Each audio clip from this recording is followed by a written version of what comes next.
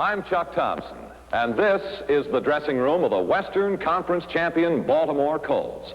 The season is over, a season that saw a Baltimore Colt team post a 12-2 record to win its third Western Conference title, clinching it with still 3 weeks remaining in the season.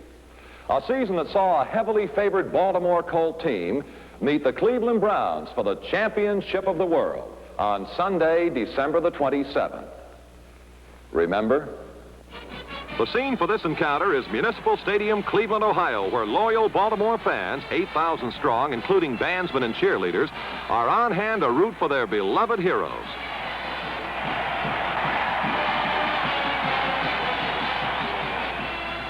Cleveland threatens in the first quarter with Frank Ryan passing. Baltimore linebacker Don Shinnick makes a leaping interception to muffle the Browns' offensive.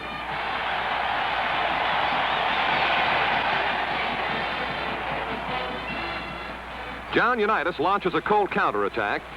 He hits Raymond Berry on a square-out pattern, and the lanky end races 23 yards for the longest gain of the game thus far. Unitas looks to pass again, but tight Cleveland coverage forces Johnny to run.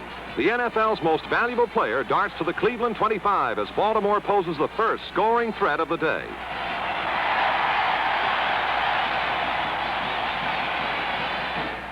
The drive carries into the second period as Unitas throws on 3rd and 6.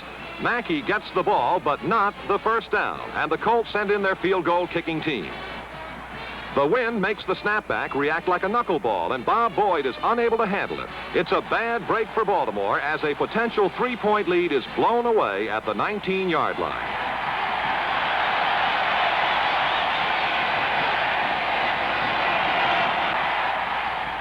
Gino Marchetti spearheads a Baltimore blitz as he bats a Frank Ryan pass into the air and almost intercepts it in what could possibly have been a Colt touchdown.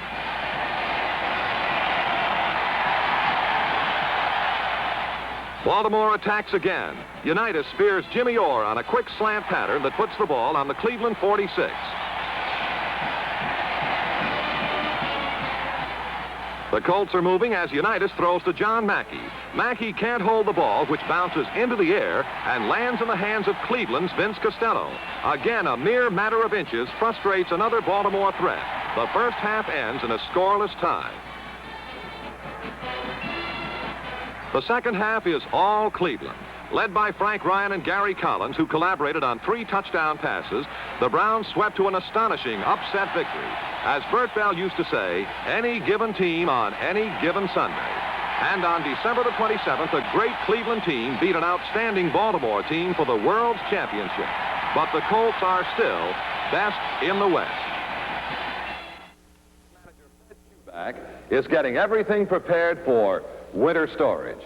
When these trunks are opened again at training camp in Westminster, Maryland, a new football season will begin for the Colts, and with it, the defense of their 1964 title. To do this, the Colts will start again in 1965 with a clean slate. Many familiar faces will be gone, and others will take their place. Past achievements will be replaced by the new, and new desires and ambitions will come alive in the hearts and the minds of the Baltimore Colts. But no matter what the future holds, the honors that came to the Colts in 1964 as they won their 3rd Western Conference title will not be forgotten. Johnny Unitas, most valuable player in the National Football League. Lenny Moore, comeback player of the year. Raymond Berry, greatest pass receiver in the history of the National Football League. All-pro honors to Bobby Boyd, the fleet defensive halfback of the Colts, for the first time in his 5-year NFL career. For Jim Parker, it was his 7th year of recognition as All-Pro. And for the 9th year in a row, everybody's All-Pro, Gino Marchetti. Only the Colts championship years of 58 and 59 produced more All-Pros. And to Don Shula, recognition as NFL Coach of the Year. Hi, Chuck. Come on in. Hello, Coach. How are you? Fine. Cleveland again, huh? Yeah, unfortunately. Listen, Don, in looking at the films as many times as you have, did you see anything that would make you think that you'd have to make, well, wholesale changes for next year? Well, I think our immediate concern, Chuck, is the fact that we've got to replace Gino Marchetti and Bill Pellington. we played real poorly in this title game, but we're going to have to throw that out because we had a fine year. We ended up with 12 victories and 2 losses, and as a whole, I was real proud of our Baltimore Colts football team. And although we blew the championship game, we're not going to do anything drastic. We're just going to try to replace Gino and Bill if that's possible. Coach, I don't mean to harp on the Brown game, but could you say that there was any kind of a parallel between, well, the championship game with the Browns and your opening game with the Vikings? You're going to talk about the Viking game, too, I see. I'm getting it from both ends here. Actually, there was quite a bit of a parallel between the 2 ball games because in coaching, I thought that we were ready for the championship game. We worked hard preparation-wise, and same for the first game of the season against the Vikings. I thought that after a fine preseason, we're ready to play that one. But as it turned out, in both games, we got beat every way that you could get beat. There wasn't any question about it. The Browns beat us and the Vikings beat us. But the important thing, I think, after our Viking loss, which was the first game of the season, we got ourselves ready to play the Packers, which was our second ball game. For the second week in a row, the Green Bay Packers are at home. In last week's season opener, they beat the defending champions, the Chicago Bears, 23-12, and are looking for 2 in a row.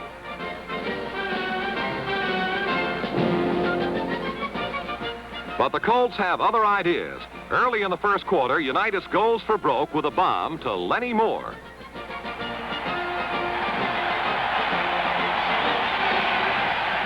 Lenny scores, and the Colts lead 7-0.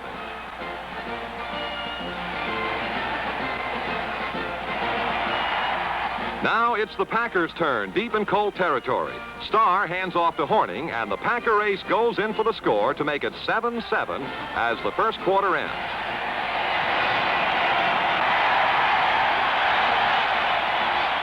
In the second quarter, it's Colt ball on the Packer 28. Moore, the ball carrier. Now watch this block by John Unitas on Willie Davis.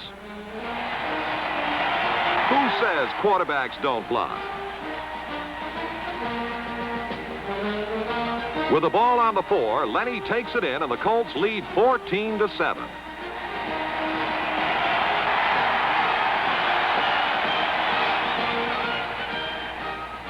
Behind by 7, the Packers call on their heavy artillery. Jim Taylor carries through the Colts for 30 yards. Jim Welsh forces him out of bounds on the 1.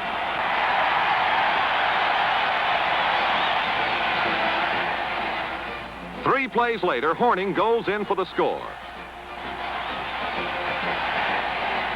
His try for the extra point is wide to the right. This, indeed, is a turning point for the Colts, who lead 14-13. No sooner can you say, "Go, Colts, go," than Unitas completes to John Mackey, who takes it over his shoulder for the TD, and the Colts up their lead 21-13 as the first half ends.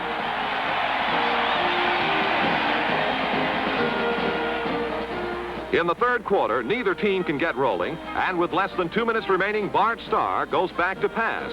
But with his primary receiver covered by Lenny Lyles, Starr keeps and goes to the Green Bay 46.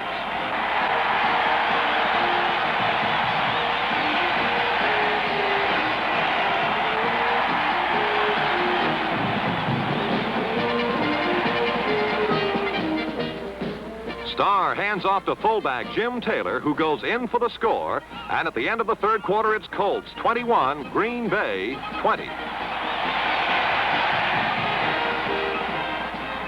In the fourth quarter, interceptions keynote the Colts' success. With 2nd and 5 on the Colt 28 and within field goal range, Starr goes for broke. He throws for Max McGee, but an alert Jerry Logan gets a hand on it for a big interception.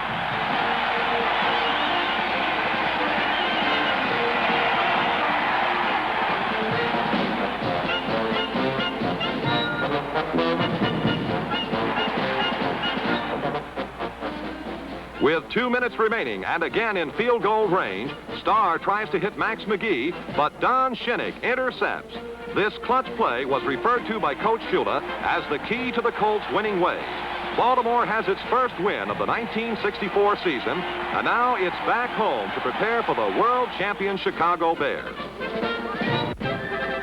A capacity crowd of more than 56,000 is on hand at Baltimore's Memorial Stadium to cheer the Colts to victory over the Bears. Both clubs are 1-1 for the year. A victory today over the Bears could mean a lot to the Colts. The Colts get rolling in the first period. Lenny Moore hits the right side for a first down on the Bear 45. The Unitas to Berry combination comes to life. John finds Raymond open at the goal line, and the Colts lead 7-0.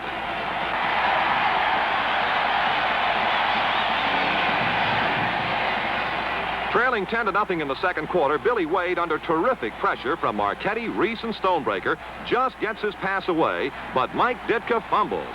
Jimmy Welsh recovers for Baltimore and is pulled down by Johnny Morris and Ditka. Unitas wastes no time. He takes the snap from Szymanski and with great pass protection unloads the bomb. Jimmy Orr has Benny McRae beaten and goes in for the score. The Colts increase their lead 17-0. Later in the first half, Jim Parker and Alex Sandusky open a huge hole for Lenny Moore. The Reading Rocket slips through for the score, giving the Colts their largest halftime lead of the year, 24-0.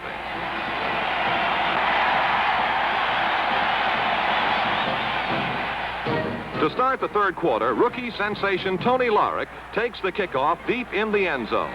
And with fine open field blocks from Gilbert, Kerouac, Sullivan, and Petties, Larick races 71 yards to the Bear 34 for the longest return of the year by a Colt. John Unitas, who has the Midas touch today, glitters again, this time to Jerry Hill. The rugged fullback bowls his way into pay dirt for the fourth touchdown of the day, and the Colts now lead 31-0. The crowd senses a rout. The Colts' domination carries into the third quarter as John Unitas completes to Tom Matty on the Bear 12 for a first down. The Bears can't believe their eyes. Tony Larick, the big rookie, blasts over the top, and the Colts are up on the scoreboard again, 38-0. The Colts remember the 57-0 drubbing they suffered 2 years ago at the hands of these same Bears, and revenge is mighty sweet. In the fourth period, Gary Quazzo at quarterback pitches to Butch Wilson in the corner of the end zone, and the Colts are on top 45-0. This is without a doubt the greatest single effort by a Colt team since the championship years of 58 and 59. But this is not the end. Rookie fullback Joe Don Looney takes the ball on a handoff from Quazzo and goes all the way. 58 yards for the score, and the Colts win big, stunning the world champion Bears 52-0. This win puts the Colts in second place in the West, 1/2 game behind the Los Angeles Rams. Baltimore Colts, none other than those same Los Angeles Rams. Led by rookie quarterback Bill Munson, they came, they saw, but they did not conquer. The defense saw to that with plays like this. Let's watch. Jerry Logan blitzing fullback Ben Wilson right off his feet.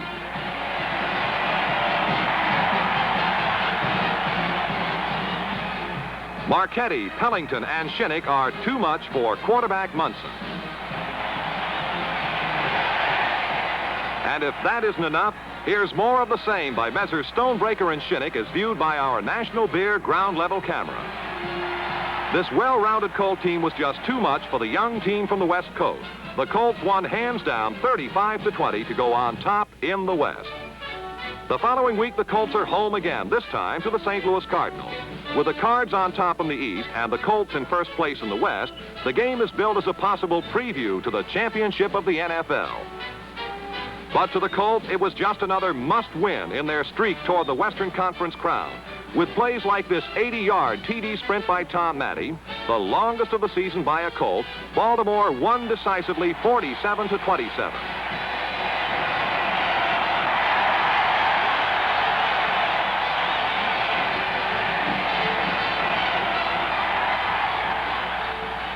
But there was no let-up. No sooner had the dust settled at Memorial Stadium than those Green Bay Packers were back, ready to prove that their previous loss to the Colts was a fluke and would not happen again. But it did happen again, and this classic run by Lenny Moore helped make it possible. Behind a key block by Bob Vogel, Lenny gets past the line but is met by all-pro tackle Henry Jordan. It looks as if Henry's got him, but Lenny breaks loose. Defensive back Jesse Whittenden says, "I'll get him."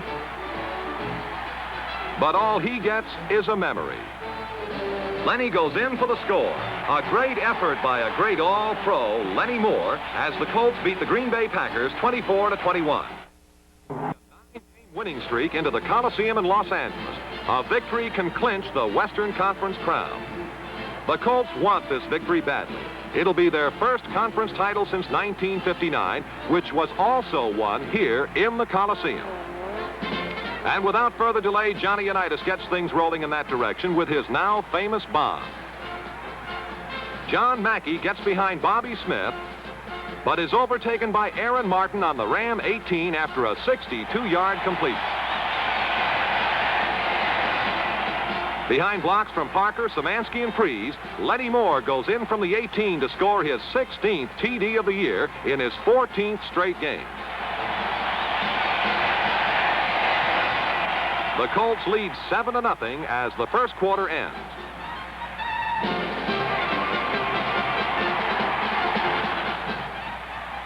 Magnificent blocking by the Baltimore line makes the fullback draw play work to perfection.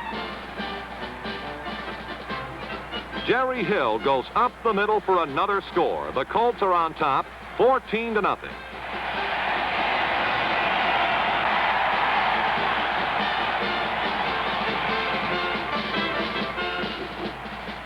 Early in the fourth quarter, this young Ram team shows signs of coming to life. Munson fires to rookie Bucky Pope, who takes it in, but the Colts lead 14-7.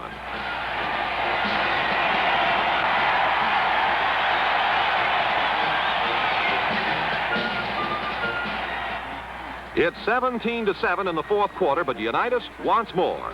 The clock is running in a game that can mean the Western Conference title for the Colts. Unitas hands off to Matty on the option, and Matty passes to John Mackey for a gain of 22 yards. Pass interference makes it goal to go from the 1. Unitas gives to the rookie from Arizona State, Tony Larick, who plows into the end zone, and the Colts have done it. They have beaten the Rams 24-7 to win their third Western Conference title in the last 7 years. A great tribute to the Baltimore Colts and especially to head coach Don Shula. Well, Don, to win a divisional title, your second year as a head coach, I know had to be a great thrill. What were some of your thoughts right after that ball game? I was very happy as I was being carried off the field by some of our ball players, and I was still happy when they threw me into the shower afterwards, along with Carol Rosenblum and some of the assistant coaches. And later on, I got the game ball, and that's something that I'll cherish for the rest of my life. Wonderful job. As a matter of fact, the Colts didn't let down any. We traveled up to San Francisco and met the 49ers, and your team made it 11 victories in a row with a win over San Francisco. We happened to hang on and win that one, although our offense didn't play real good ball. Our defense did a fine job, and they had been improving all year long, and this pretty much capped off a fine performance by them. I was very pleased with the way that our defense has come along. At that point, Don, did you think you had a chance maybe of completing the year without a defeat? Well, it's a little hard to tell. You always are hopeful and you want the momentum to carry over, but as it turned out, we didn't. Well, that's right. We came back against Detroit, and as I looked at that football game, Don, the Lions seemed to have very little trouble with us and won handily. Well, I think it pretty much is a story of making some mistakes and all of them hurting you, and this is what we did in this Lion ball game. We made mistakes and they hurt us, and we played poorly and lost, whereas the week before against the 49ers, we played poorly and won. But in that Lion game, something I'll never forget was the pass to Jimmy Orr and the great run that Jimmy tagged on the end of that, which was very important to the overall Baltimore Colt football picture last year, because this play, through a fumble, enabled Lenny Moore to keep his consecutive game touchdown streak alive. You're right. With the ball on the Colt 39, Unitas throws to Jimmy Orr on the Lion 46. And watch these moves.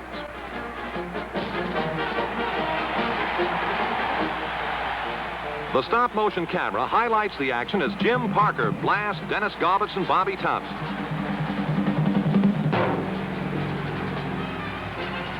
Bruce Maher finally catches him, or fumbles the ball into the end zone, where alert Lenny Moore falls on it for the TD. But the Colts lose to a Lion team that was really up for this one, 31-14, their first loss since opening day. It's a foggy day at Memorial Stadium, but the fog served only to shield the tears in the eyes of some 60,000 Baltimore fans as they listened to these words of thanks from all-time greats Bill Pellington and Gino Marchetti, who are playing the final game of their illustrious careers at Memorial Stadium. I'd like to take this opportunity to thank everyone that has made this day just the most memorable thing in my whole life. And I'd like to thank all the fans in Baltimore for having me over all these years and honoring me today.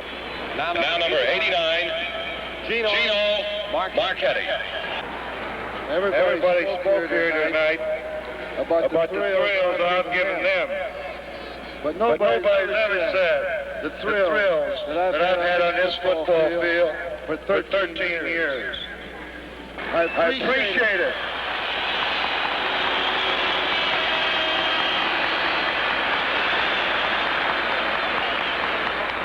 All I can say, I'll never forget this day. God bless you all. Let's get to the rescue. And get them they did, 45-17. In so doing, 2 NFL records were broken by Raymond Berry and Lenny Moore. Lenny scores his 19th and 20th touchdowns to lead the National Football League in scoring, breaking the old record held by Green Bay's Jimmy Taylor. He also extended his record-breaking scoring streak to 17 consecutive league games. Truly, this great Colt veteran deserved the honor of Comeback Player of the Year. Raymond Berry's 5 catches against the Redskins brings his lifetime total to 506, making Berry the #1 pass receiver of all time in the National Football League. In defeating the Redskins, the Colts put the topper on an unbelievable season that saw them win 12 and lose 2 to become best in the West.